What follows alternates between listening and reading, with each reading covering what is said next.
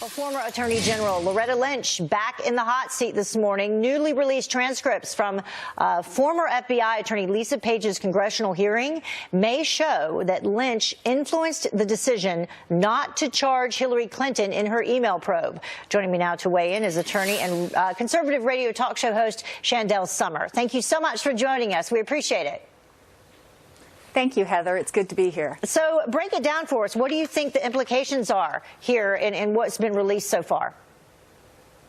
Of course, Loretta Lynch famously had that meeting with former President Bill Clinton shortly before James Comey announced his decision not to prosecute Hillary Clinton for her use of her private email server to send classified material. Yeah, the tarmac meeting. At the time, they suggest the tarmac meeting in Phoenix, Arizona, where their planes just happened to be next to each other.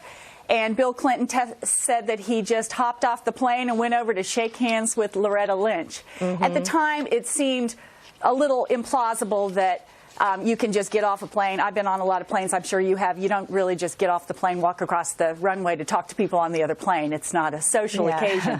So that whole explanation didn't really hold water. But now we learn that Lisa Page, who was the attorney for the FBI, who made decisions about charging and what type of charges were going to be brought, also had communications with the Department of Justice.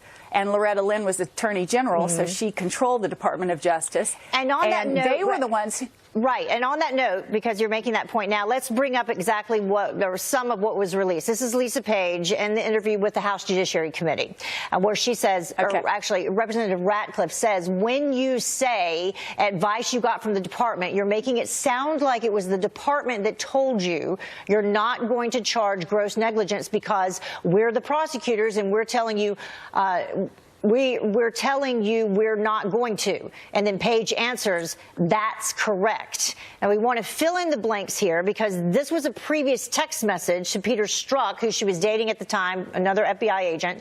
This was released previously, where it says, I want to believe the path you threw out for consideration in Andy's office, that there's no way he gets elected, but I'm afraid we can't take that risk. It's like an insurance policy in the unlikely event you die before you're 40. So basically this fills in the blanks of what many people suspected, and that was that this insurance policy had to do with, Hillary Clinton, and that now perhaps that tarmac meeting that you were just talking about, Loretta Lynch, wasn't just dealing with grandchildren and golf. That's correct, and that was their explanation, that it was just an innocuous meeting. But again, that is far-fetched to begin with. And then you have to remember the fact that the Department of Justice has the responsibility for making the charging decision, but Loretta Lynch testified before Congress that she deferred that decision to James Comey.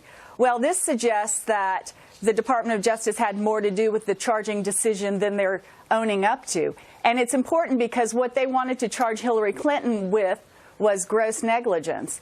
And gross negligence under the statute is exactly the explanation that James Comey gave for what her behavior consisted of. He said that her use of the private email server was extreme carelessness. Well, that's exactly what gross negligence is. Now, legal scholars differ on this issue. Some say that the reason that James Comey did not charge or did not make the decision to charge Hillary Clinton, even though it wasn't his decision to make, it was Loretta Lynch's, is because of the fact that he thought that the charge involved intent.